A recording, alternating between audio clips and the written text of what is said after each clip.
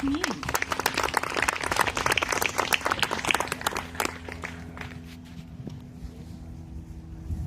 Thank you, Nicole. This is awesome. It's an awesome day to have this ceremony. But another cool thing is that Nicole and I are meeting for the first time in person. We've had a ridiculous number of Zoom meetings, and she looks so different than in a little box on your computer. It's great. You may have had that experience with other people you're meeting. So I'm Matt Ritter. I'm a professor at Cal Poly. I'm the California state coordinator. There's 50 state coordinators of the big tree registries in every state. And California has about 105 native trees, and we have a lot of non-native, really impressive trees as well. And so there are national and state champions. This would be actually, Kathy, this is a national champion as well. There's some of these growing in Florida. This is much larger than all those. I looked into it. And so this is the largest one known outside of its native range, which would be in East Australia. And what it means to be a champion is, and how does that work, is there's actually a point score. And the way a point score works is the individual with the highest point score becomes a champion. And the point score is this. It's the height in feet plus the circumference of the tree in inches plus the canopy spread, the average of the canopy spread in feet. So you take those three numbers, you add them up, and you get to a number. And it's supposed to be very scientific. People argue and argue about when you have a slope or it's slightly different. Do you measure that big lump or not? Those kinds of things. And it's a real crazy esoteric world to be in of people who care about big trees. But that being said, there's nothing close to this, and it's a really impressive tree. And so the tree is great. I also want to mention that my colleague Jen Yost and I have taught here at the Huntington and used the collection here at the Huntington for many years with students from Cal Poly, bringing Cal Poly students here, and it's a really great outdoor living laboratory and educational resource here. And so it's an honor to be back here and be in person with people, and we're going to bring more classes back here in the future. So thank you, and thanks for listening.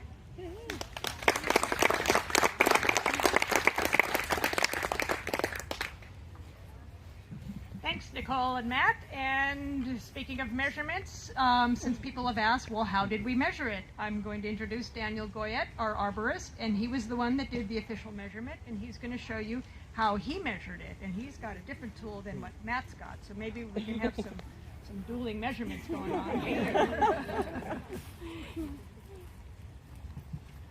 Before Daniel talks, I'll just say that the fancy tool that I'm holding here is called an optical rangefinder. It's got fancy lenses in it that you can actually point to anything and it'll tell you the exact height of that thing. And so it takes very little skill to use this thing, which I have none of, but Daniel has a ton, so I'll let him talk about. Oh, you have kind of one as well. So.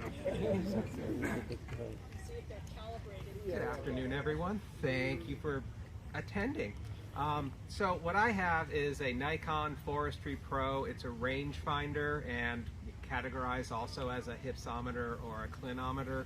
So it basically, I take two measurements, one at the base, and then I take a measurement from the top. So there's a lens in here that basically shoots a laser to your first point, and then then it registers the second point and does all the trigonometry for you. So I don't have to do any of it. And comes up with that number there. So then, thanks, man. Appreciate that. Which pocket is it in? There we go. So this, coming out slowly, is a diameter tape. And like Matt was saying, that the measurement is for the circumference, which is different than the diameter, if we can all remember geometry. So circumference all the way around, diameter, it's double your radius through the middle. But what's really fun about this is you flip it over and, well, it's just regular measurement. So this little hook here hooks into the tree, you go around the tree, and I try to avoid all of the bumps so there's no controversy. So I try to see the measurement. The standard is 54 inches or 4.5 feet. It's known as diameter at breast height.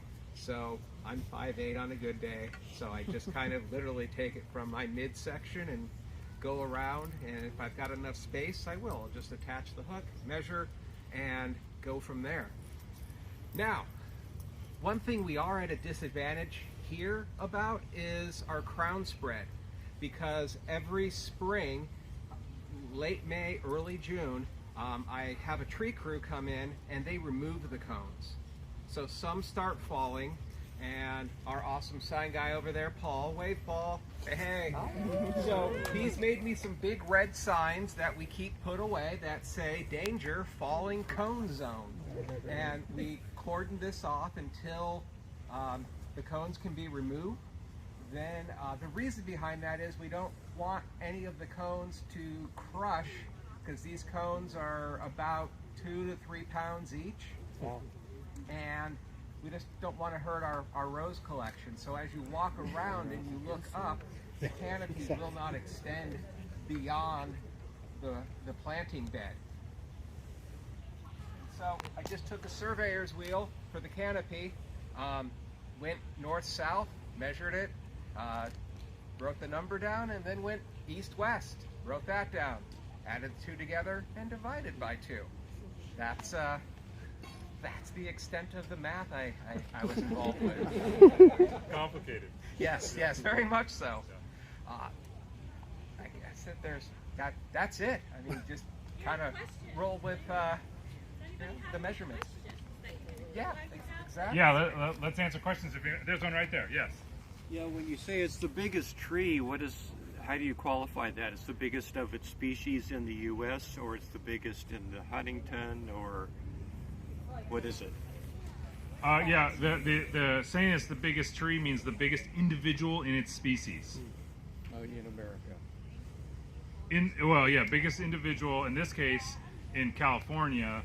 But I also do, when I would put a nomination from California to the National Registry, if there are no other states that have a bigger individual of that species, then it also becomes the national champion. For instance, the largest redwood known in California is also it's the state champion, but it's also the national champion, because there are no individuals of redwoods outside California. There are a few in Oregon, but they are nowhere near as big as they are in California. I've heard it said that this is the tallest tree at the Huntington. Is that true? Is that true, Kathy? Yeah, the tallest tree at the Huntington. Yeah. It's not. What is? The eucalyptus saligna down there.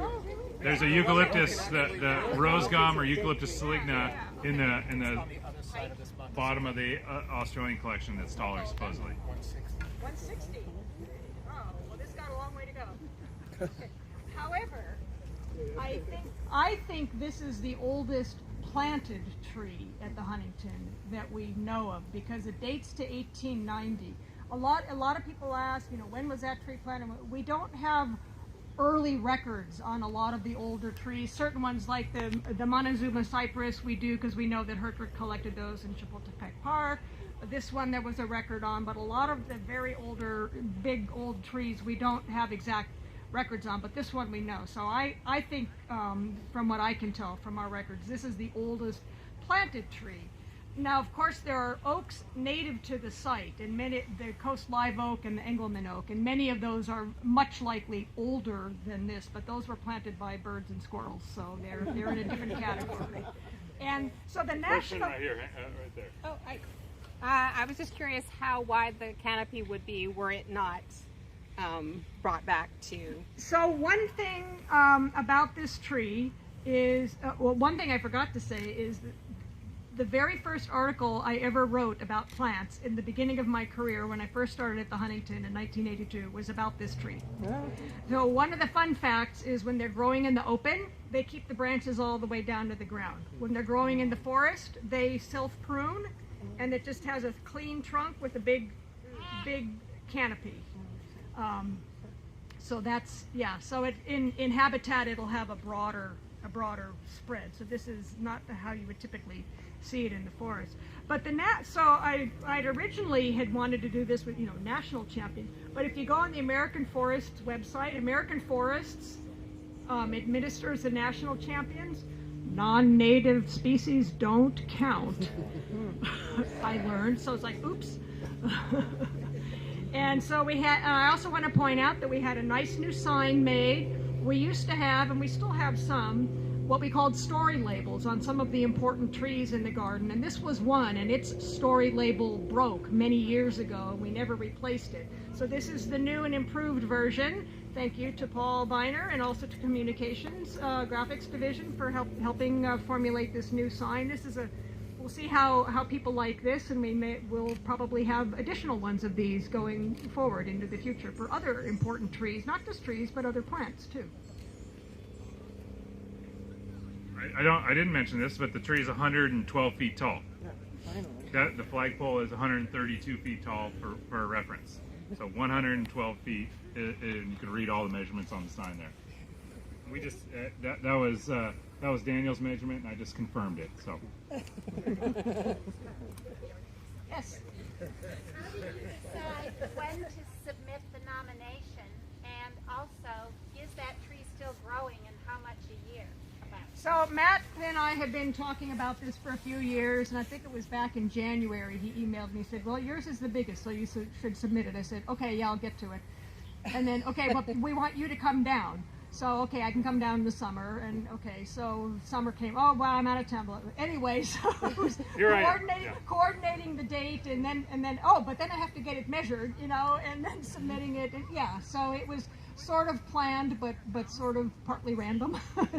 But no, I have a short list, and we're going to go around and look at some of them this afternoon, because we know we have some other champions. So as I said, there'll be some future big trees that will go into the big tree registry. We think we'll do like maybe one a year, in this not all at once, because then it's no fun. We just do them every now and then. But yeah, because this tree is so iconic, I thought, well, we got to do this one, and we just got to do it. So I have yes, a question. yeah. You go first. Thank you. For those who are not very familiar with this tree, there are a couple more by the restaurants, by the exits, and they're gorgeous, beautiful. They're not as big as this one, but they're also very, very beautiful. Thank you for pointing those out. So all of the others are the children of this one. And it's a little hard to collect seed because here's a scale from the female cone. So the cones they're green at first, and then they mature to brown, and then they drop down, and they usually shatter when they hit the ground. And because most of these several of them are growing in the lawn, that means I'm on my hands and knees trying to find seed in the lawn grass. That's kind of tedious.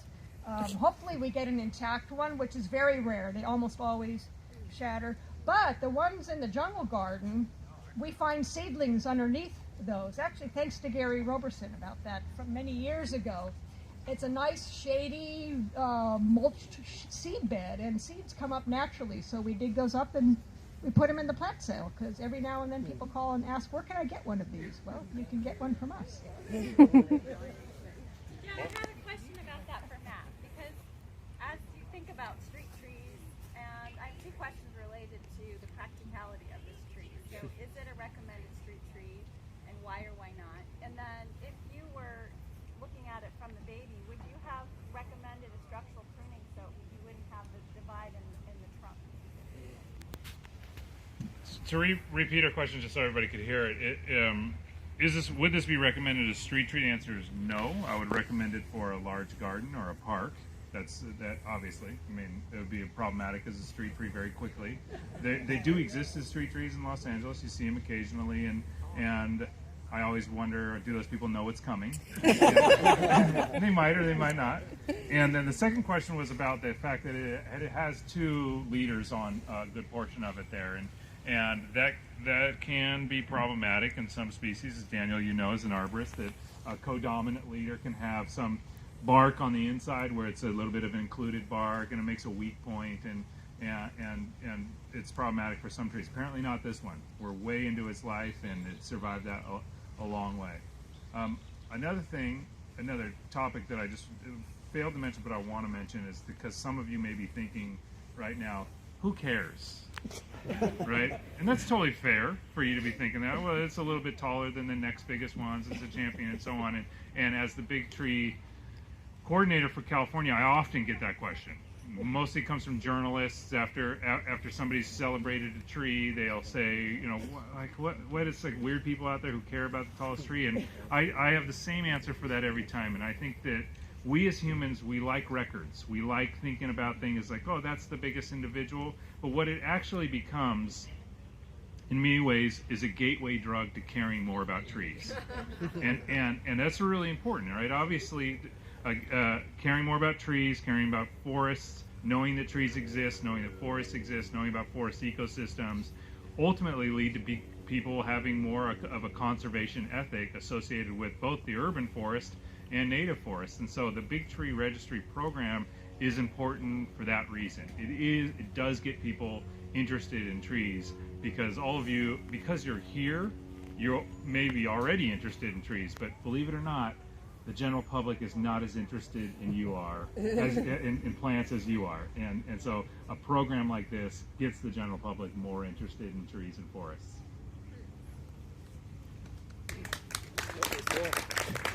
And just to follow up on Nicole's question about the double leaders, I've been noticing that is a characteristic of trees in this family.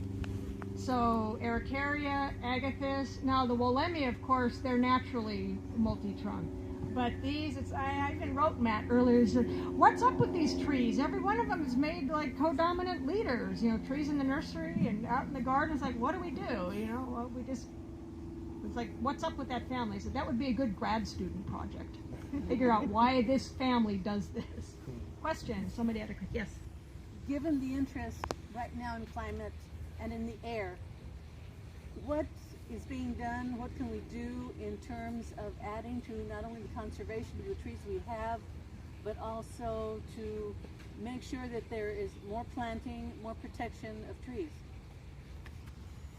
I just want to say one thing about that. One of the issues with trees, of course, we have the water issue right now. There needs to be proper follow-up care when trees are planted. And I just on my drive to work, I've seen new street trees that have gone in just in this year, and some of them are dead already because they're not getting the follow-up care. You have to, when you plant something, whether it's a tree, a shrub, a perennial, and no matter where it's from, you've got to water it heavily through its first summer, and sprinkler watering won't do it. You've got to bucket water it. If you can get them through their first summer, then they're good. And a lot of trees that are even from other areas, like this is trees from the rainforest, but a lot of trees from the rainforest are drought tolerant, believe it or not. So, but it's that initial follow-up care that's so important. It's not just the tree planting, but. I completely agree with you. I live on a hill. When I moved in, there was a magnolia-lined road up to my condominium, and through the droughts, none of those trees have been attended to, and most of them are dead now. Yeah, it's sad. Is there an adopt a tree type movement? Is there some way that we could work with the cities that plant these trees so that everybody take a tree? It's a little bit different in every jurisdiction. So because I live in Altadena, which is the county will either they'll plant the tree for you, or you can choose the tree and plant it. However, and that we're talking about street trees in the parkway. However, it's up to the homeowner to take care of it.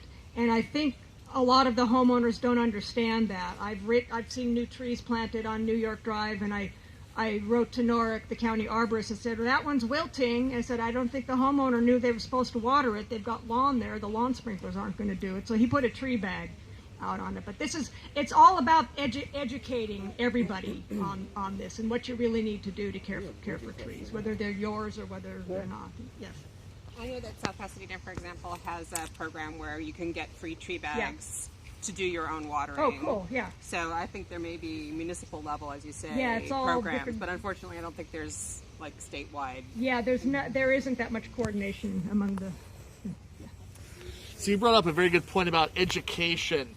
I'm actually the vice president of the Boyle Heights Neighborhood Council, and we have an amazing program that was really gifted to us where we're now obtaining 1,500 street trees, ranging from desert willows all the way to other, magnolias and so on.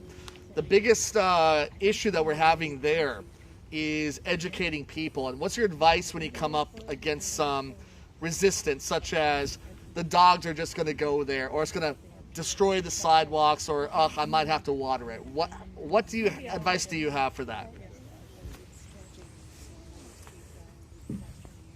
I want to say something about the other question first, and that's that planting a tree is easy, but growing a tree is hard, and that is an understanding that is coming more and more to state agencies. CAL FIRE is a good example, runs the urban forestry program. They pass a lot of money to nonprofits all over Los Angeles, but all over the state to plant trees. But there's a wave of I guess education or knowledge associated with how difficult it is actually to get a tree to survive and get established in the first 5 years in California. It's a harsh, brutal Mediterranean climate with 8 months of drought, and like Kathy said, it needs to be watered in for 2 to 3, sometimes as much as 4 or 5 years. The average age of a street tree in the Los Angeles basin, you guys, is 7 years. And why is it so young? And that's because of infant mortality. That's all the things that Kathy is talking about. The trees die right after they're planted. Everybody plants trees and they're all happy about that, and they walk away and the trees die. And so the idea of watering trees and maintaining them and caring for them and growing them is that's happening. And at high levels at CAL FIRE and people who and California Relief and so on that make grants to organizations locally, they actually are starting to do more of that, more of the maintenance of trees, which is not as interesting and sexy to people as it is to plant a tree and everybody takes a picture and so on, right? And so watering trees is difficult.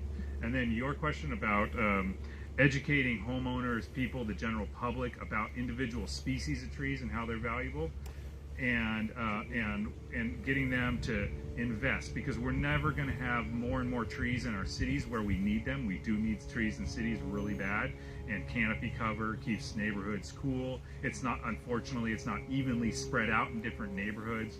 Wealthy people have trees, less wealthy people have fewer trees, and so on. Well, that's a problem that we need to solve in Los Angeles and everywhere. And a lot of it is bringing the public and the homeowners along with you in your tree planting adventure that you're about to go into if you're planting that many trees. And that's difficult, and it's difficult to educate people, especially if they're biased against trees. And the bias against trees comes from some of the things you mentioned. They're messy, their dogs go there or whatever, and really a really good PR campaign about how trees are going to keep you cool. They're going to increase your property value, and they are going to relieve you and make you more resilient for what's coming to California with regards to all the climate impacts that we're getting. And so those kinds of educational things are really important, and I'll say to you, good luck, because it's very difficult. It's actually very difficult, especially if people are biased against the trees that you want to plant.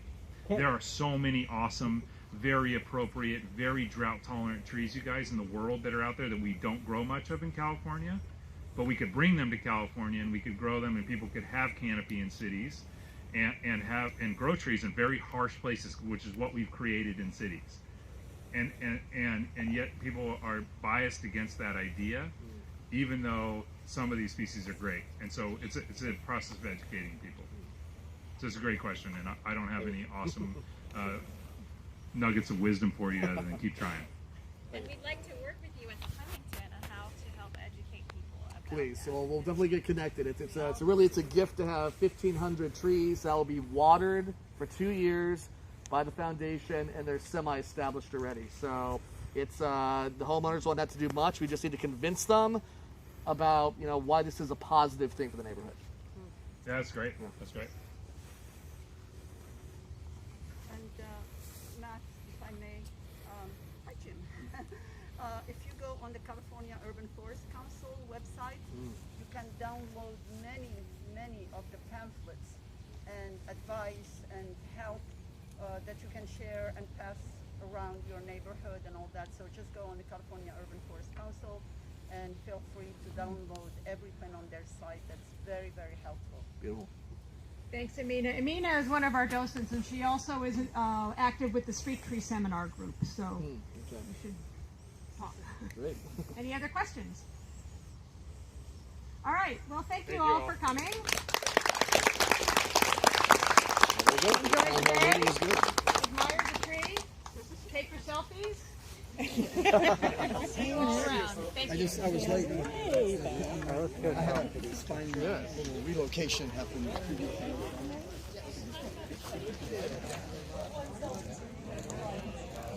Program.